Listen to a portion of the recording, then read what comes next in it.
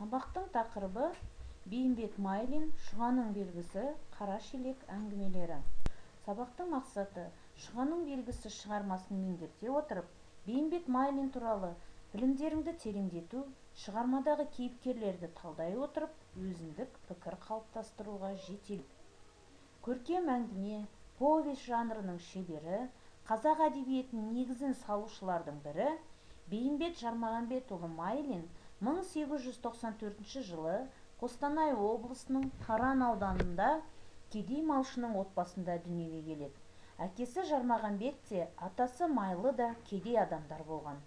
Жастай жетім қалған Бейімбет шешесі Құлғизар мен әжесі Байдастың тәрбиесінде өседі. Әжесі Байдас өлең шығаратын, сөзге ділмар жан болған. Әуелі ауыл молдасынан сауат ашқан Бейімбет кейіннен Арғынбай қажының медресесінде 2 жылдай дәріс алады.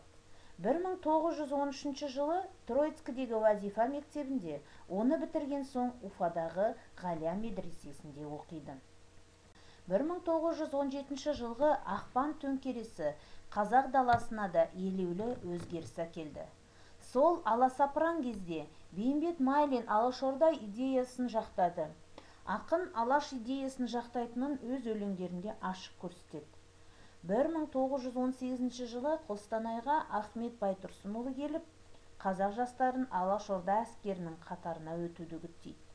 Бейімбет Майлин тізімге алғашқылардың бірі болып жазылады. Сөйтіп Алаш идеясына белсене араласады. Бейімбет Майлин мен Аспандияр Кенжин ауылдарды аралап, салық жинау шараларына қатысады. Алайда 3 айдан кейін Майлин Алашорданың қатарынан кетіп қалады. Сөйтіп бірте-бірте алыстайды.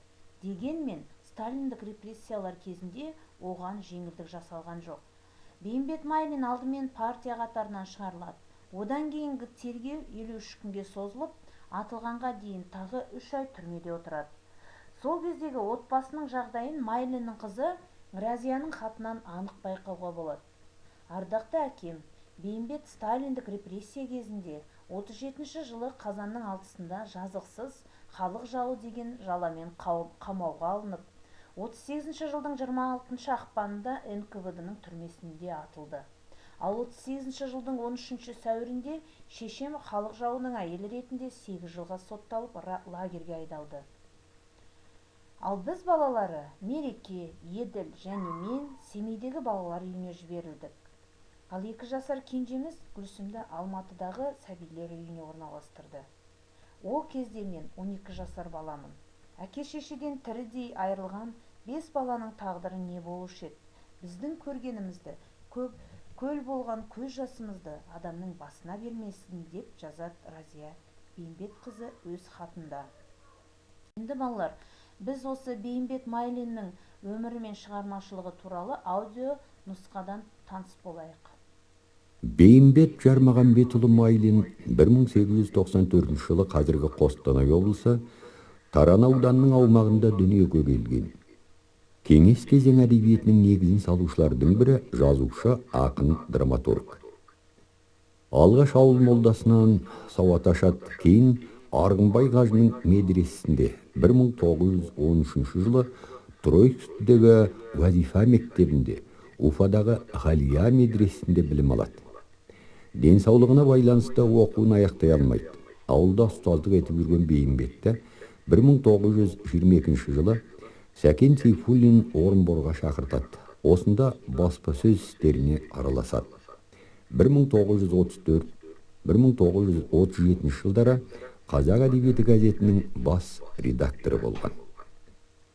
Ол өзінің бүкіл саналы ғұмырын, шығармашылық күш-қуатын 20-30 жылдардағы ұлттық баспасөздің, әдебиет пен өнердің қалыптасуына, өркендеп дамуына жұмсады.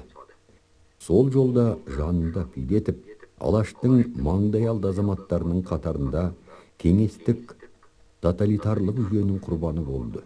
Бейімбет Майлин шығармашылығының негізгі тақырыбы ауыл тұрмысы, қарапайым адамдар өмірі, қоғамдағы әлеуметтік қайшылықтар, жаңа мен көненің күресі, түрлі таптар мен жіктер өкілдерінің ой санасы, мінез құлқы, психологиясы, даралық сипаттары тағы басқалар. Қаламгер қай шығармасында болмасын, кейіпкердің дәл, шынайы, типтік бейнелерін жасауға, оларды тарихи даму, өзгеру үстінде суреттеуге шебер.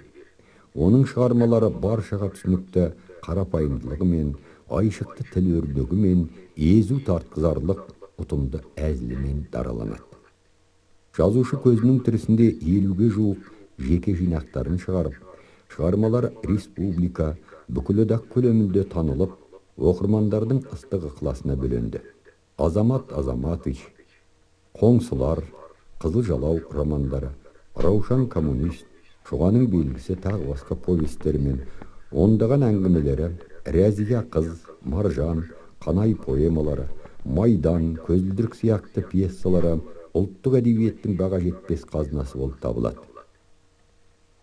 Жазушының өмірі мен шығармашылығы туралы Мұхамеджан Қаратаев, Темірғали Нұртазин, Тұрсынбек Кәкішұлы сынды белгілі ғалымдар іргелі зерттеулер жазды.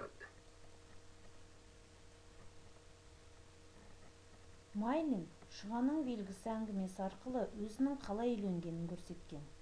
Ол өз кейіпкері сияқты ауылда мұғалім болып жүргенде үйленбек болып қыз іздейді. Бірақ таңдаған қыздары оның әке-шешесінен ерте айырылғанын біліп, шаңырақ құруға келіспейді.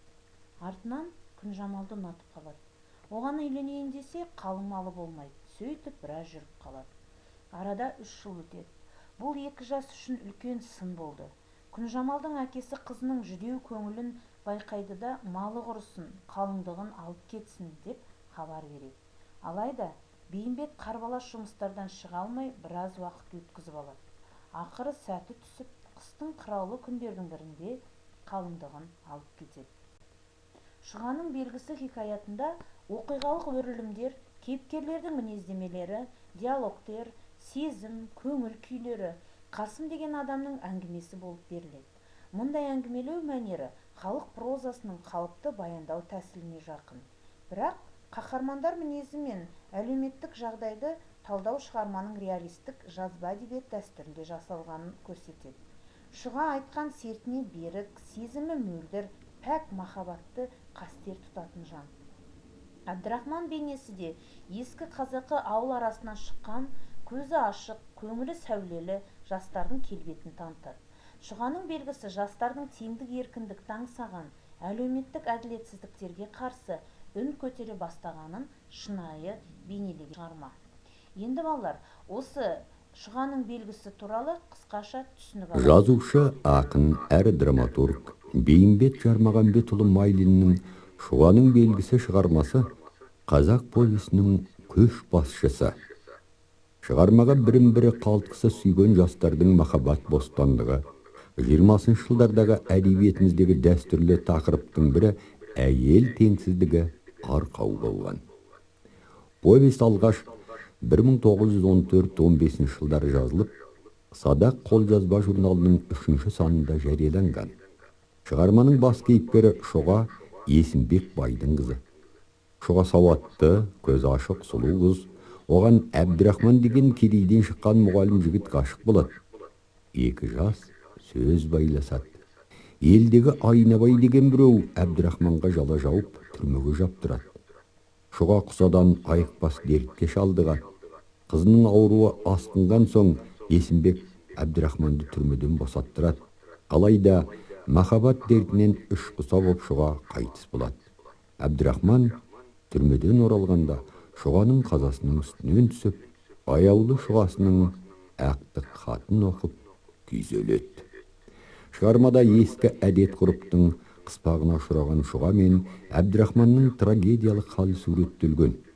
Қаламгер жастардың өміріне зиян тигізіп жатқан ескілікке қарсылық идеясын ұстанады. Адал махаббаттан аңсаған ақ жарқын жастардың қиянатқа ұшырап, қор болмауын тілейді, кіршіксіз адал махаббатты дәріптейді. Келесіде Шұғаның белгісі аудио нұсқасы. Шұғаның белгісі. Біз елден шыққанда күнде сәскелікке жақындап еді. Ұшпалы сұр бұлттар көшкен келген сықылды тіркесіп оңтүстікке қарай жылжып ұшып, күннің көзі біртіндеп ашыққа шығып, жылы шырайлы нұрын шаша бастады. Әйткенмен солдан соққан салқын жел өзінің өткірлігімен жұқа киімнен ызғарын өткізіп тоңдырып сентябрь айының жеткендігін жолаушыға еріксіз ойлатарлық еді.